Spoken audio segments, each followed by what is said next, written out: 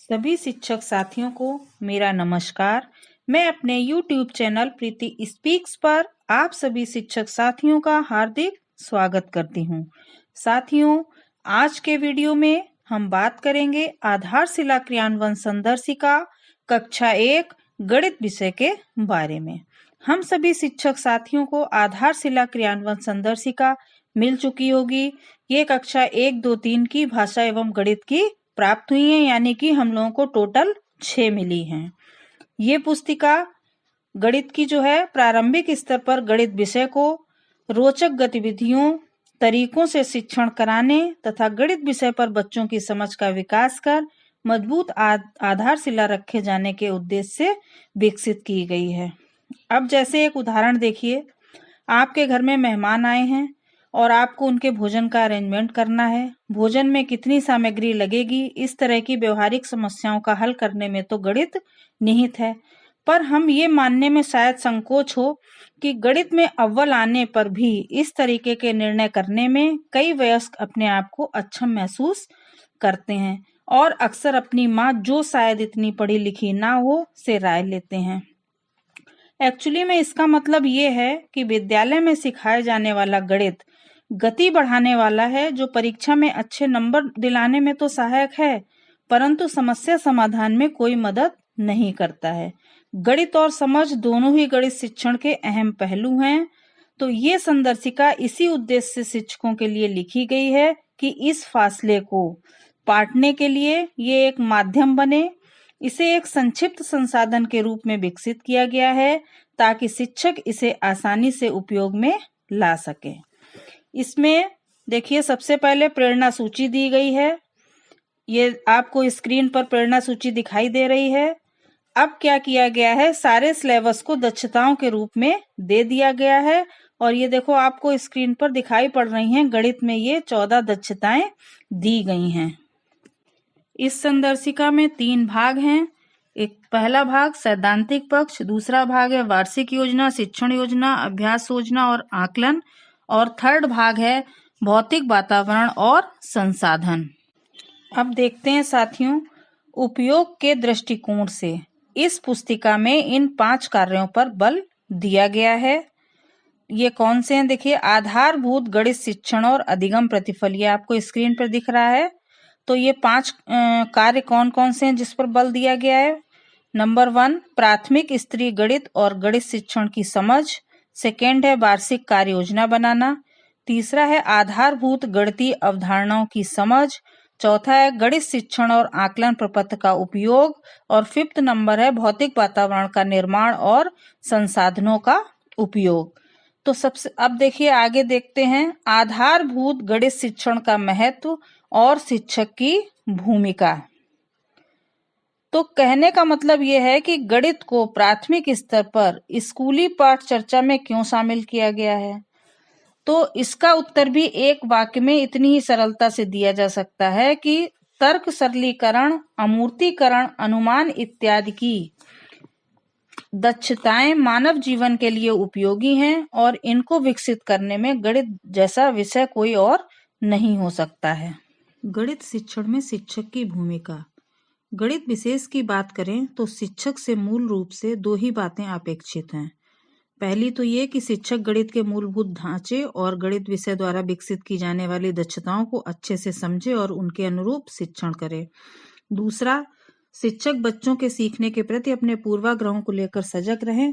इस बात को बार बार दोहराने और आत्मसात करने की जरूरत है कि पाठ्यक्रम में निर्धारित गणित की दक्षताओं का विकास सभी बच्चों में समान रूप से हो पाना संभव नहीं है। इस प्रक्रिया की गति जरूर बच्चों में भिन्न हो सकती है, मगर ये मानना कि कोई बच्चा ये सीख ही नहीं सकता, ये सर्वथा गलत है। और यदि हम ऐसा मानते हैं तो हमें अपनी मान्यताओं पर पुनर्विचार करने की जरूरत है। अब है कक्षा कक्ष में गणित के शिक्षण के लिए उपयुक्त दृष्टिकोण क्या होना चाहिए। कक्षा कक्ष में गणित शिक्षण ऐसा होना चाहिए जो बच्चों में गणित की समझ आधारित अनुप्रयोग की दक्षता विकसित करे। ऐसा करने से जो मुख्य समस्याएं पिछले खंड में चिन्हित की गई हैं, उनका सबका निवारण होना आवश्यक हो। गणित का शिक्षण गतिविधि आधारित हो और गतिविधियां सारी जो हैं वो ELPS सिद्धांत पर आधारित होनी चाहिए। ये ELPS का सिद्धांत जो है वो पामेला लीवेक द्वारा 1984 में दिया गया था। अब इसके बाद है कक्षा का संचालन, कि कक्षा का संचालन कैसा होना चाहिए। तो बच्चों की रुचि बनाए रखने के लिए शिक्षण कार्य में विविधता लाना जरूरी है। तो इसमें क्या है, कहानी, कविताओं या बातचीत से शिक्षण की शुरुआत कर सकते हैं, या बच्चों के अनुभव को कक्षा कार्य में शामिल कर सकते हैं। कई तरीके दिए गए हैं इस किताब में। इसके बाद भौतिक वातावरण को गणित शिक्षण के अनुरूप बनाना, यानी चार्ट पोस्टर को दीवारों पर उचित ऊंचाई पर लगाना जिससे बच्चे बैठकर देख सकें। टीएलएम का उपयोग बच्चों के लिखने या अभ्यास करने के लिए, दीवार पर बच्चों के लिखने के लिए पट्टी बनवाना, बच्चों द्वारा किए गए कार्यों को सभी के सामने दीवार पर रखना आदि। अब कक्षा में बैठने की व्यवस्था। कक्षा में बैठने की व्यवस्था अलग अलग तरीके से हो सकती है। अर्धचंद्राकार हो सकती है, गोलाई में हो सकती है, पंक्तिबद्ध हो सकती है। इसके बाद आकलन, कार्यनीति और अधिगम प्रगति देखना। देखिए, सीखने का आकलन बहुत जरूरी है। आज आकलन के उद्देश्य और तौर तरीकों को नए तरीके से परिभाषित किया जा रहा है। हालांकि इसका धरातल पर पहुंचकर आत्मसात किया जाना समुदाय, विद्यालय और बच्चों के लिए एक चुनौतीपूर्ण कार्य है। इसको क्रियान्वित करने का दारोमदार भी हमेशा की तरह शिक्षक पर ही है। ये एक ऐसी चुनौती है जो सही मायने में समझ कर किए जाने से बच्चों के सीखने में सुधार के लिए बेहद लाभप्रद होती है। तो आकलन भी बहुत जरूरी, आकलन और कार्यनीति, अधिगम प्रगति को देखना भी बहुत जरूरी है। इसके बाद बात करते हैं भाग 2 की, वार्षिक योजना, शिक्षण योजना, अभ्यास योजना और आकलन के बारे में। अब इसमें गणित शिक्षण के लिए वार्षिक योजना दी हुई है। जैसा कि हम सभी को पता है कि सारा सिलेबस प्रेरणा सूची के रूप में दे दिया गया है। अब किस विषय का है, उसका एलओ कोड क्या है, दक्षताएं क्या हैं। जैसे गणित में 14 दक्षताएं दी गई हैं, तो ये दक्षताएं बहुत बड़ी दक्षताएं हैं। तो जो हमारा प्लान बनेगा वो उप दक्षताओं के रूप में बनेगा। तो इन दक्षताओं को छोटी छोटी शिक्षण योजनाओं में बांटा जाएगा, दक्षताओं का विभाजन हो जाएगा और फिर प्रत्येक उप दक्षता के लिए एक एक लेसन प्लान या शिक्षण प्लान जो है वो बना दिया जाएगा। इसमें शिक्षण योजना, अभ्यास कार्य पत्रक और आकलन पत्रक का प्रयोग किया जाएगा और माह का नाम कि आकलन किस माह में किया गया, इस तरीके से पूरी वार्षिक योजना बना लेनी चाहिए। अब इसी आधारशिला क्रियान्वयन संदर्शिका में वार्षिक कार्य योजना दी गई है। ये देखिए, आपको स्क्रीन पे दिखाई दे रही है। इसमें सबसे पहले सीरियल नंबर, महीना, विषय, कोड, दक्षताएं, शिक्षण उद्देश्य, शिक्षण योजना, पृष्ठ संख्या, अभ्यास योजना और पृष्ठ संख्या, इस तरीके से दिया गया है। अब देखिए, जो सितंबर से कार्य योजना बनाई गई है आधारशिला क्रियान्वयन संदर्शिका में 16 सप्ताह की कार्य योजना दी गई है, तो वो सितंबर से स्टार्ट है। इसलिए इन सभी संदर्शिकाओं में सितंबर से ही स्टार्टिंग दिखाई गई है। तो ये देखिए, सितंबर M101 यानी कक्षा 1 में मैथ की पहली दक्षता विषय क्या है, संख्याओं की समझ और गणितीय कार्य, ये तो विषय हो गया। अब दक्षता क्या है M101, बच्चों में संख्या पूर्व अवधारणाओं की समझ होना, जैसे दूर, पास, लंबा, छोटा, पहले, बाद आदि और अलग अलग वस्तुओं को गुण के आधार पर वर्गीकृत कर लेना। अब देखिए, ये दक्षता बहुत बड़ी है, तो इस दक्षता को शिक्षण उद्देश्य के रूप में यानी उप दक्षताओं के रूप में इसको बांट लिया। अब M101 को कम ज्यादा की समझ, दूर पास की समझ, बड़ा छोटा बड़ा की समझ बनाना, आगे पीछे की समझ बनाना, ऊपर नीचे की समझ बनाना, हल्का भारी, लंबाई मोटाई ऊंचाई की समझ बनाना, आकार व वजन की समझ बनाना और बंटवारा करने की समझ करना है। देखिए, आपको स्क्रीन पे दिखाई पड़ रहे हैं, M101 को इतनी उप दक्षताओं में बांट लिया है। अब इसी के हिसाब से आपको शिक्षण योजना बनानी है। इस आधारशिला क्रियान्वयन संदर्शिका में शिक्षण योजनाएं दी गई हैं। अब जैसे कम ज्यादा की समझ बनाना, ये पहला शिक्षण उद्देश्य हो गया। तो शिक्षण योजना 1 पेज नंबर 42 पर दी गई है, जिसका प्रयोग करके शिक्षक कक्षा में शिक्षण करेगा और कार्यपत्रक जो है वो 96 पेज नंबर पर दिए गए, उन कार्यपत्रों का प्रयोग होगा। इस तरीके से इस शिक्षण उद्देश्य की पूर्ति करवाई जाएगी। इसी तरीके से पूरे सेशन में यानी सितंबर से लेकर और मार्च तक का इसमें दिया गया है। 53 नंबर तक देखिए दिया गया है, मुद्रा को पहचानना व समझना। तो हर शिक्षण उद्देश्य को लेकर शिक्षण योजना इसमें दी गई है। जैसे इसी में देखिए M101 में देखिए बंटवारा करने की समझ बनाना। तो इसमें देखिए शिक्षण योजना 9 इस पर काम किया जाएगा। पृष्ठ संख्या 50 पर दी गई है और कार्यपत्रक जो है वो 104 नंबर पर इसके बारे में दिया गया है। इसके बाद देखते हैं अवधारणाएं और शिक्षण कार्य योजना। तो गणित की जो अवधारणाएं हैं उन पर शिक्षण कार्य योजना दी गई है इस संदर्शिका में। तो गणित की अवधारणाएं कौन सी हैं? जैसे संख्या पूर्व अवधारणा, शून्य की अवधारणा, स्थानीय मान की समझ, इकाई दहाई, संक्रियाएं, जोड़ और घटाना, ज्यामिति और माप, सामान्य गणित एवं डेटा संधारण, इन सब के बारे में दिया गया है। इसके बाद में सारा जो कुछ है इसमें कैसे इनकी कार्य योजना बनानी है वो सब इस संदर्शिका में दिया गया है। इसके बाद बात करते हैं शिक्षण योजना की। तो सभी शिक्षण योजनाएं जो भी गणित की दक्षताएं हैं, जैसे M101 है उसकी जो उप दक्षताएं हैं, सभी की शिक्षण योजनाएं इस संदर्शिका में दी गई हैं। उनको आप लोग देख लेंगे। जिस लर्निंग आउटकम पर आपको काम करना है उसी की इसमें शिक्षण योजना दी हुई है। उसमें कौन सी गतिविधि का प्रयोग होगा ये भी दिया गया है, कौन सा कार्यपत्रक इस्तेमाल किया जाएगा, ये सब कुछ इस किताब में दिया गया है। उसको जिस लर्निंग आउटकम पर आप काम करेंगे उसी को देखकर उस शिक्षण योजना का प्रयोग करेंगे। जैसे एक एग्जाम्पल देख लीजिए, M114 यानी मैथ कक्षा 1 की जो 14वीं दक्षता है उसके लिए ये देखिए दिया स्क्रीन पे दिखाई दे रहा है। शिक्षण उद्देश्य मुद्रा को पहचानना व समझना। अधिगम प्रतिफल दिया है M114 दृश्य सामग्री में दिए गए चित्रों और संख्याओं के आधार पर सामान्य सूचना इकट्ठा करना, नोट करना, अनुमान लगाना। बच्चों को निर्देश दिए जाएंगे कि A और B को मिलान करो। तो बच्चे नोट देखकर, मुद्रा को देखकर मिलान करेंगे। सिक्कों की पहचान करके लिखो। उसके बाद आकलन के बिंदु लिखे जाएंगे। अब बात करते हैं आकलन प्रपत्र की। बच्चे जो भी काम कक्षा में कर रहे हैं उसका आकलन करना शिक्षक के लिए बहुत अधिक आवश्यक है। शिक्षक उसका आकलन कैसे करे उसके लिए इस संदर्शिका में, आधारशिला क्रियान्वयन संदर्शिका में, मेरी संदर्शिका में पेज नंबर 150 पर आधारशिला क्रियान्वयन संदर्शिका कक्षा 1 आकलन प्रपत्र दिया गया है। तो सबसे पहले बच्चों की कुल संख्या, क्रम दिया है, बच्चों की संख्या भरी जाएगी। इसके बाद M101 पे काम होगा। तो हमने बताया है M101 दक्षता बहुत बड़ी है तो उनको शिक्षण अधिगम संप्राप्ति यानी छोटी छोटी दक्षताओं में उनको तोड़ लेंगे।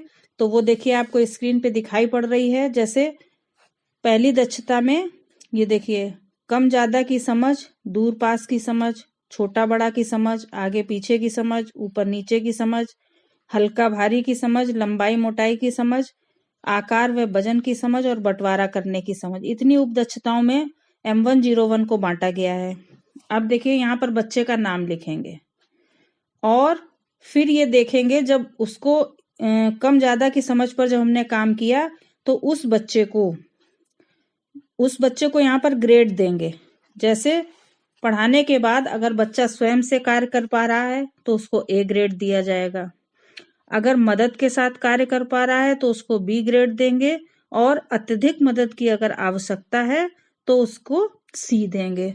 तो इस प्रकार से बच्चों का आकलन प्रपत्र भरा जाएगा। इसके लिए आप इसको फोटोकॉपी करा के भर के रख सकते हैं जिससे आपको पता चले कि बच्चों की स्थिति क्या है। अब बात करते हैं भाग 3 भौतिक वातावरण और संसाधन। तो सबसे पहले कक्षा में भौतिक वातावरण को आकर्षक बनाने के लिए पोस्टर। देखिए छात्र अनुभव व गतिविधि से सीखते हैं। बच्चों और बड़ों के सोचने समझने में बड़ा फर्क होता है, इसलिए कक्षा को बाल मन को भरपूर अवसर देने वाला बनाना चाहिए जिससे बच्चे को संवाद करने, अपने तर्क रखने और कल्पना करने के अवसर मिले। इस भाग में दिए गए चार्ट छात्रों को ढेर सारे अवसर प्रदान करने के लिए हैं। अब देखिए स्क्रीन पे आपको दिख रहा है क्रम संख्या, चार्ट कोड, अवधारणा, विवरण, कक्षा, यानी CM-C01 जो चार्ट कोड होगा ये संख्या पूर्ण अवधारणा को समझने के लिए विवरण दिया गया है, मोटा पतला, एक अनेक, कम ज्यादा कक्षा 1 में। अब ये देखिए चार्ट भी बना हुआ है, चार्ट C01 कक्षा 1, नीचे देखिए अवधारणा दी है। अब शिक्षक के लिए चार्ट शिक्षक को बातचीत के अवसर देता है, जैसे क्या दोनों तने समान हैं, क्या इन मूल्यों में कुछ फर्क दिख रहा है, मोटी किताब कौन सी है आदि। इसके आधार पर शिक्षक कार्य पत्रक बनाकर बच्चों से मोटे या पतले पर निशान लगवाकर रंग भरकर तरीके से इन चार्ट का प्रयोग करके हम अपनी शिक्षण अधिगम प्रक्रिया को अच्छा बना सकते हैं। अब है दूसरी बात है संसाधन उपयोग और निर्माण, एनसीईआरटी किट। अब एनसीईआरटी द्वारा तैयार सामग्रियां भी पठन पाठन के लिए उपयुक्त हैं। सामग्रियों का संक्षिप्त विवरण इस प्रकार है। एनसीईआरटी किट मैनुअल में पूर्ण विवरण उपलब्ध है, जिसके लिए इसमें देखिए स्क्रीन पे आपको लिंक भी दिखाई पड़ रहा है। इस लिंक से इसको डाउनलोड किया जा सकता है। अब इसमें क्या है, ठोस आकृतियां हैं। वो किस लिए, वो 2D और 3D आकृतियों की समझ के लिए, यानी इस अवधारणा को समझने के लिए ठोस आकृतियां हैं। टाइल्स हैं जो आकृतियों, स्थान एवं पैटर्न की अवधारणा को समझाने के लिए हैं। स्टाम्प पात्र और स्टाम्प पैड हैं जो 2D और 3D आकृतियों की समझ, आयतन, धारिता का अनुमान व पैटर्न लगाने के लिए। खेल मुद्रा है स्थानीय मान, जोड़ और घटा की अवधारणा को समझने के लिए। डोमिनो संख्या कार्ड हैं जो संख्या ज्ञान व जोड़ तत्व 1 से 9 तक की अवधारणा के लिए। अब संख्या कार्ड दिए हैं जो संख्या ज्ञान, जोड़ घटा और संख्या पैटर्न के लिए। ब्लॉक है इसमें जो संख्या ज्ञान व स्थानीय मान के लिए। पासे दिए हैं जो संख्या ज्ञान, जोड़ व घटा के लिए। और इसमें स्थानीय मान कार्ड हैं, घड़ी है और रस्सी मापन जो 2D और 3D आकृतियों की समझ के लिए है। घड़ी समय व घड़ी की अवधारणा को समझने के लिए है। इसके अलावा अन्य शिक्षण अधिगम सामग्री हैं। अब इसमें अन्य शिक्षण सामग्री में क्या है, जैसे मोतीमाला, डीस ब्लॉक, रंगोमेट्री, मैथ किट, करेंसी, जियो बोर्ड, आकार परिवार। बच्चे ठोस पदार्थों व खेल गतिविधियों से सीखते हैं और सीखने के इन अनुभवों से विद्यालय के औपचारिक ज्ञान को सरलता से आत्मसात करते हैं। अब मोती की माला जो है वो संख्या ज्ञान और संक्रियाएं 0 से लेकर 100 तक गिनना और स्थानीय मान पर काम करने के लिए दी जाती है। इसके बाद डीस ब्लॉक, ये स्थानीय मान और संक्रिया को समझने के लिए। रंगोमेट्री, इसकी जो ये है, ये संख्या पूर्व ज्ञान, आकार, पैटर्न, ज्यामिति समस्या समाधान, कोण, इस पे रंगोमेट्री काम करती है। इसके बाद मैथमेट की अवधारणा क्या है, पैटर्न और संख्या ज्ञान, आंख और हाथ का तालमेल तथा बुनियादी मोटर स्किल, एक एक की संगति, छोटी संख्या को गिनना, जोड़ना व घटाना, गुणा पहाड़ा बनाना। इसके बाद करेंसी, ये रुपए पैसे पर समझ बनाने के लिए करेंसी का इस्तेमाल। जियो बोर्ड, आकृति और स्थानिक समझ के लिए, इस अवधारणा को समझने के लिए। आकार परिवार, आकार व क्रम की समझ के लिए। इसके अलावा गणितीय कार्ड और बोर्ड। बच्चे बिना दबाव वाले माहौल में सबसे अच्छा सीखते हैं, इसलिए जरूरी है कि सीखने का ऐसा माहौल बनाया जाए जहां बच्चे आत्मविश्वास से सीखें। तो इसके लिए अवधारणा बोर्ड स्थानीय मान, गिनती गिनना सीखने के लिए बोर्ड, संख्या कार्ड व डाट कार्ड और जोड़ के लिए चार्ट। अब अवधारणा बोर्ड, ये संख्या ज्ञान एवं संक्रिया की अवधारणा को समझने के लिए। अवधारणा बोर्ड स्थानीय मान, ये भी संख्या ज्ञान एवं संक्रिया की अवधारणा को समझने के लिए। इसके बाद संख्या चार्ट, ये जो है इससे संख्या ज्ञान की अवधारणा विकसित और दक्षताएं, संख्याओं के पैटर्न पहचानना।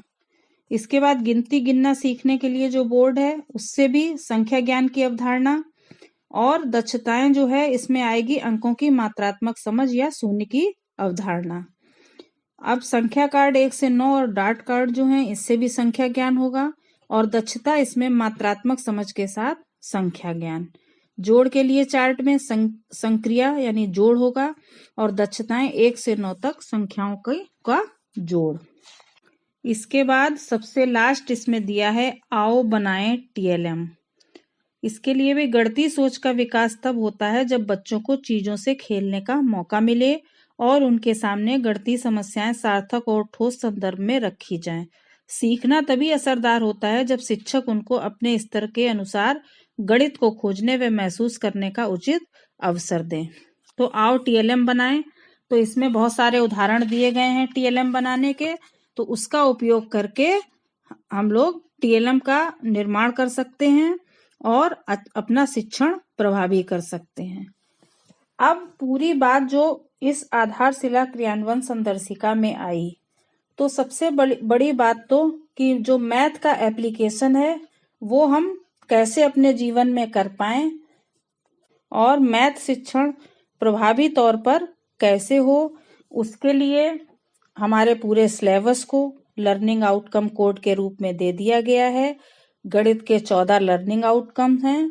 उन लर्निंग आउटकम 14 जो लर्निंग आउटकम हैं उनको लिख लिया जाएगा और उनके हिसाब से उनको लर्निंग आउटकम बहुत बड़े बड़े हैं तो उसको उप लर्निंग आउटकम में बांट लिया जाएगा और उस उप लर्निंग आउटकम के आधार पर हमारी शिक्षण योजना बनेगी। और इस किताब में सब कुछ दिया है कि कब किस समय क्या काम करना है। तो जो शिक्षण योजनाएं हैं वो लर्निंग आउटकम के आधार उप लर्निंग आउटकम के आधार पर इस किताब में दी हुई हैं। गतिविधियां दी हैं, आकलन पत्रक दिया है और जो अभ्यास पत्रक है, जिन चीजों का प्रयोग हमारे शिक्षण में किया जाएगा कक्षा शिक्षण में, उन सब के बारे में अच्छी तरीके से इस आधारशिला क्रियान्वयन संदर्शिका में दिया है। उचित तरीके से हमें इसका प्रयोग करके अपने गणित शिक्षण को रोचक, प्रभावी और समझदार बनाना है। इसी के साथ इस वीडियो में इतना ही। अगर आपको ये वीडियो अच्छा लगा हो तो प्लीज इस वीडियो को लाइक करें, शेयर करें और अगर हमारे चैनल पर पहली बार आए हैं तो हमारे चैनल को सब्सक्राइब करें। Thank you.